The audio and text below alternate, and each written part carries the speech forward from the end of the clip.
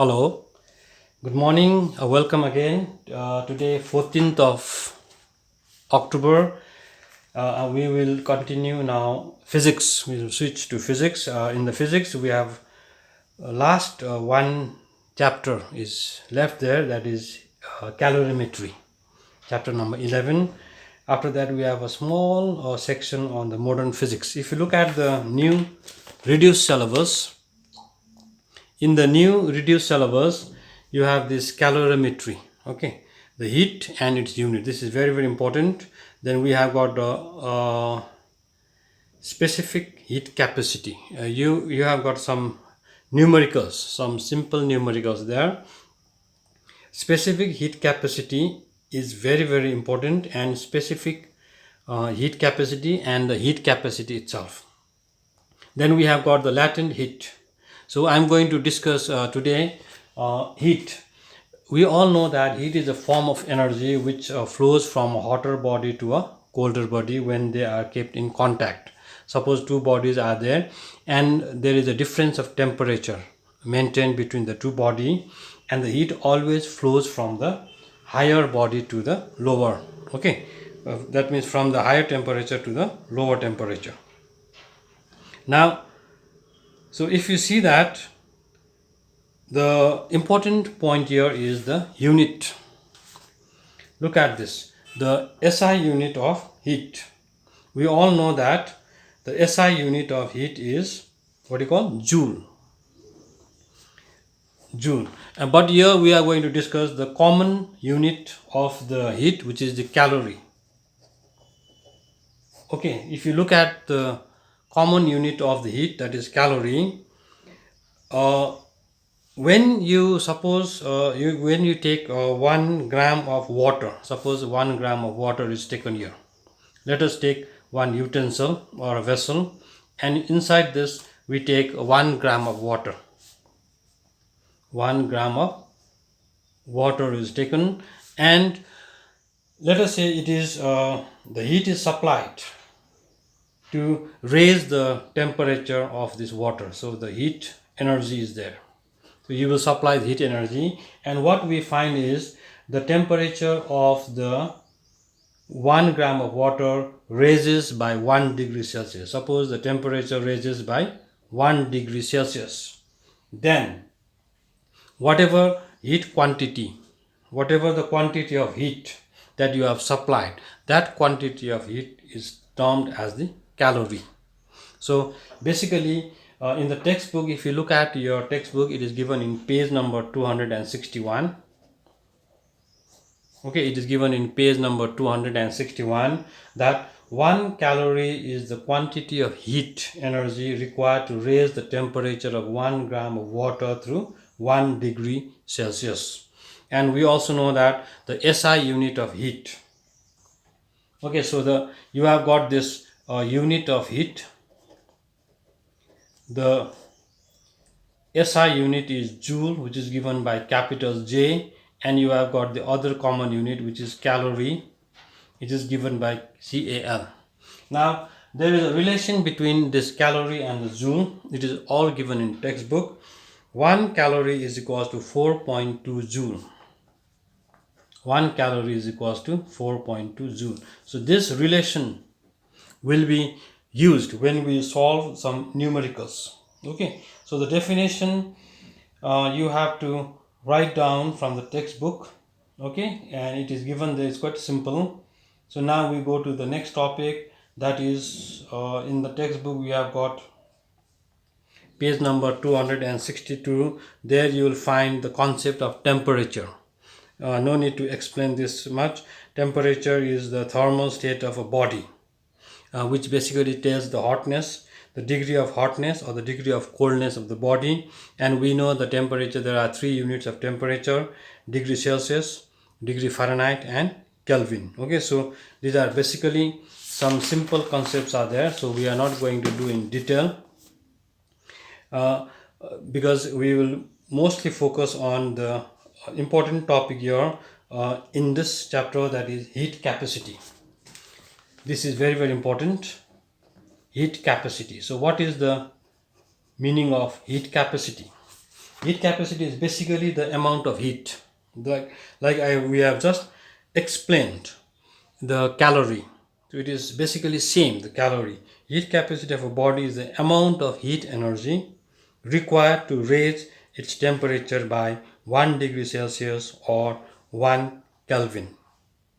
Okay, so what is heat capacity? It is the amount of heat energy supplied to raise the temperature of a body by 1 degree Celsius. So in the formula, we have got the formula of the heat capacity. This is very, very important from your numericals point of view. Heat capacity is the amount of heat energy supplied. Amount of heat energy or heat energy, you can basically write as heat only. Amount of heat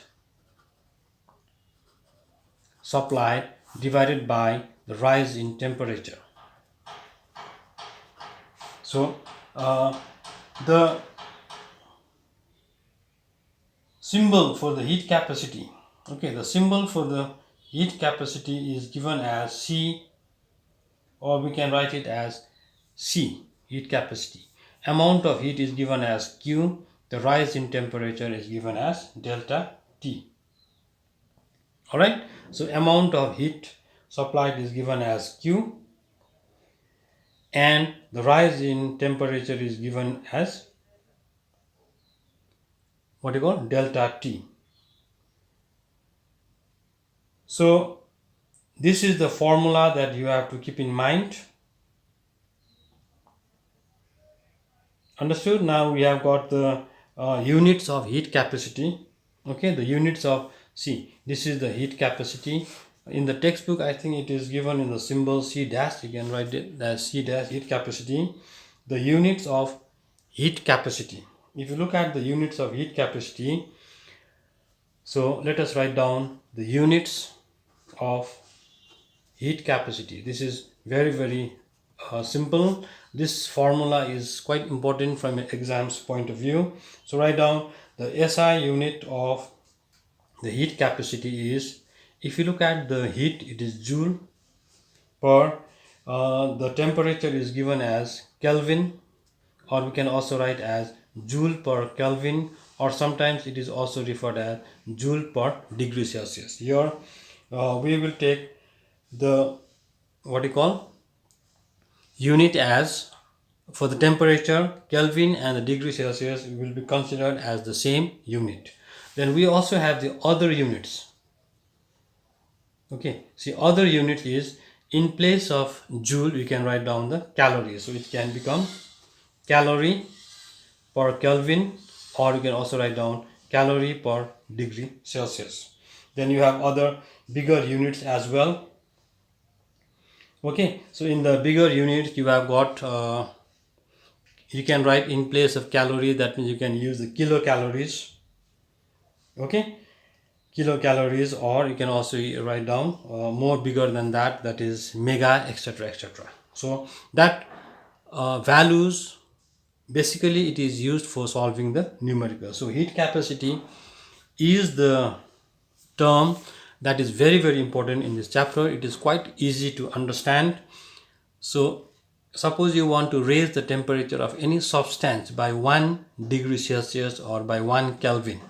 Okay, then whatever heat you supply, some heat has to be supplied. So that heat supplied in raising the temperature by 1 degree Celsius is known as heat capacity. So it is the capacity. And the formula is given as C dash Q by delta T. Q is the amount of heat supplied, delta T is the rise in temperature. You have got two units for the heat capacity. Joule per Kelvin basically will be your SI unit, and the common unit will be calorie per Kelvin. Okay, now we will take another topic, that is specific heat capacity. So we come to specific. So here in the specific, one extra term is added, and that will be your mass. Okay, so mass of the body, or the amount of the body, will be added. So the Specific heat capacity of a substance is defined as the heat capacity per unit mass of a body. So here the mass of the body is added. So we can write down like this. Specific heat capacity is equals to heat capacity divided by the mass of the body. So the amount or the quantity mass is added here.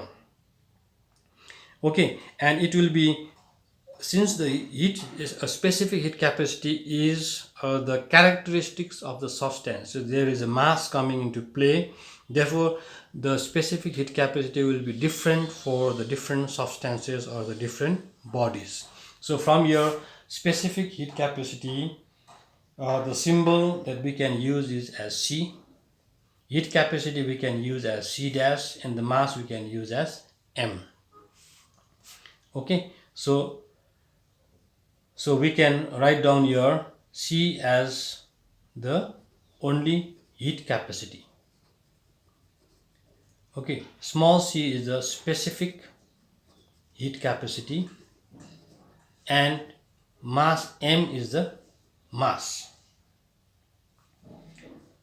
So now what we can get from here, we can get the formula for the amount of heat supplied, what is the heat energy. So we can get the formula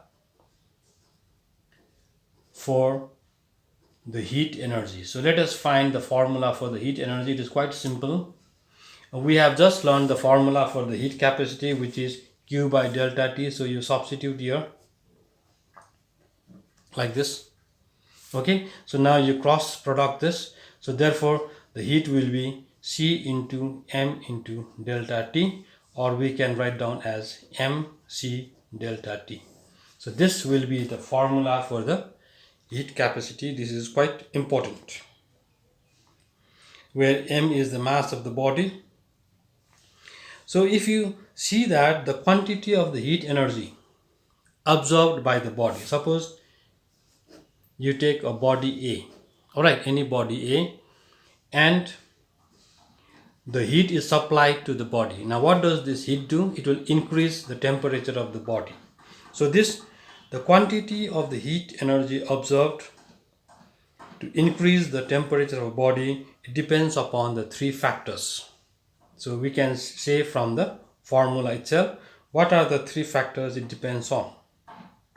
Number one, it depends upon the mass of the body. Number two, it depends in the increase in the temperature of the body. And the third, it depends upon the material or the substance of the body, that is the specific heat capacity. Okay, so now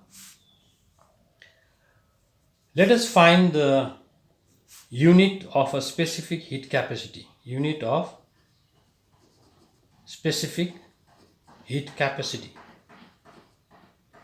So specific heat capacity, this is joule per Kelvin per kg, because upon mass is there. So it will be something like this, joule per kg per Kelvin, or you can also replace this by joule per kg per degree Celsius.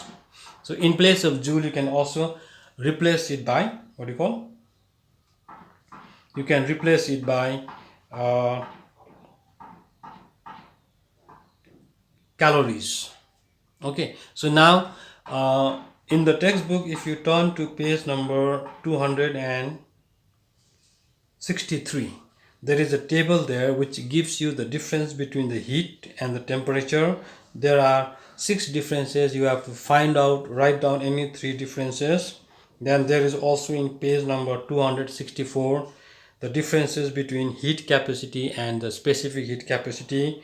From there also you have to find out 3 differences. Okay, so now in the next class, basically we will be starting another important topic in this chapter, that is calorimeter. Now what is calorimeter? Basically calorimetry is the measurement of heat quantity. The measurement of heat quantity is called the calorimetry. So it has to deal with the heat, and we have just found the formula for the heat, that is m into c into delta T. What is m? The mass of the substance. What is c? The material of the substance. It is a specific heat capacity here. Specific heat capacity means it differs from substance to substance. Okay, then you have got the temperature, increase in the temperature. So the heat supplied is given by this. So whatever you are doing this measurement of heat, how much heat is supplied or how much heat is absorbed by the body, that measurement is the calorimetry. So in the next topic I am going to discuss calorimeter. Calorimeter is the device, is an instrument where you can find out the amount of heat that is measured. So you can find the actual measurement of the heat. So this much for today in the physics. This is just a new chapter. Just we have just started with the concept only, and that is tomorrow we will be starting the calorimeter. Thank you very much.